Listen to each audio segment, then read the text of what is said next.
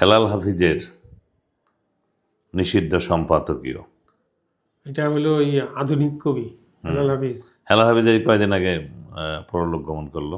হ্যাঁ হ্যাঁ, নেত্রকোনার লোক, নেত্রকোনার নির্মলেন্দু কবি, নির্মলেন্দু নির্মলেন্দু গুণের গুণের বাড়ি। পাশাপাশি আমার প্রিয় কবিদের মধ্যে সেও একজন ছিল। আমি মেডিকেল স্টুডেন্ট লাইফে তার কবিতা পড়তাম এক সময়।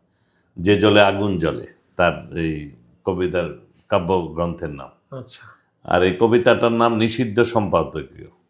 ওকে। এখন যৌবন যার, মিছিলে যাবার তার শ্রেষ্ঠ সময়। এখন যৌবন যার, যুদ্ধে যাবার তার শ্রেষ্ঠ সময়। মিছিলের সব হাত কণ্ঠ পা এক নয়, সেখানে সংসারী থাকে, সংসার বিরাগী থাকে। কেউ আসে রাজপথে সাজাতে সংসার, কেউ আসে জ্বালিয়ে বা জ্বালাতে সংসার। শাশ্বত শান্তির যারা, তারাও যুদ্ধে আসে। অবশ্য আসতে হয় মাঝে মধ্যে অস্তিত্বের প্রগাঢ় আহ্বানে। কেউ আবার যুদ্ধবাজ হয়ে যায় মোহরের প্রিয় প্রলোভনে।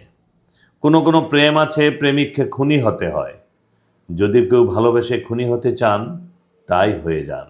উৎকৃষ্ট সময় কিন্তু আজ বয়ে যায়। এখন যৌবন যার, মিছিলে যাবার তার শ্রেষ্ঠ সময়।